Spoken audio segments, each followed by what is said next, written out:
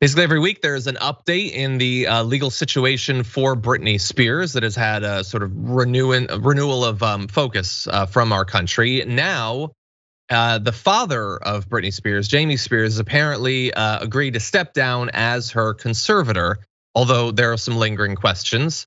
So, according to the father's court document, there are in fact, take it with a grain of salt. There are in fact no actual grounds for suspending or removing Mr. Spears as the conservator of the estate, and it is highly debatable whether a change in conservator at this time would be in Mrs. Spears' best interest. So supposedly going, but not without a few parting shots.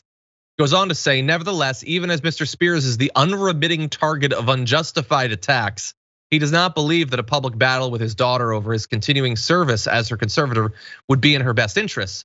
So even though he must contest this unjustified petition for his removal, he intends to work with the court and his daughter's new attorney to prepare for an orderly transition to a new conservator. And so, like, they're preparing, it's a process. We don't know what the timeline of that will be, and certainly isn't acknowledging any of what's been alleged, including by Britney Spears herself. But it does seem like we have some movement on this, Brett. Yeah, so this is an interesting case where, like, I don't have any information on her mental issues that they all keep talking about, whether they exist or not. I know that I see videos, weird videos of her that she uploads where she's dancing, and I'm concerned. But at the end of the day, this is not my decision to make. I love everyone who thinks that they're gonna step in and say, like, well, I think that her dad should stay the conservator. I think she should have another conservator. Like, what information do you need that would affect whether, like, I should be advocating for one policy or another?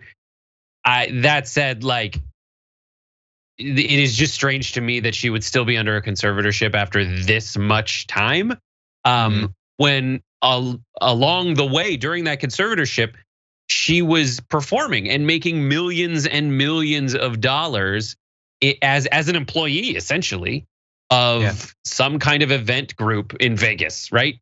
So if she's able to do those kinds of things, I just don't, and as JR pointed out in the morning meeting today, he's like, there's a lot of rich people who end up blowing it, and they're not all under conservatorship. And I think that's probably the best argument that I've heard so far, besides, the original person who shouted, "Leave Britney alone." Yeah. And like, you're allowed to go broke. You're allowed to do that. Like, and the idea that this guy who has absolutely nothing to do with any of it, the fact that, like, his interest in the money remaining outweighs her interest in being free, seems bizarre. And again, as we have to point out, he's still a conservator now, and it's looking like she's still gonna have one. Yeah. Maybe it will be one that she'll be involved in choosing, but these are degrees of freedom that we're talking about now. So we'll see. Things are changing. They put out a statement from their attorney saying that the ongoing shameful and reprehensible attacks, obviously they're disappointed by that. Yeah, I can imagine, considering the outpouring of support from the community combined with her testimony about what he has done. I don't know, I might have thought you'd want to go out, like, with a little bit of dignity, but apparently not going in that direction.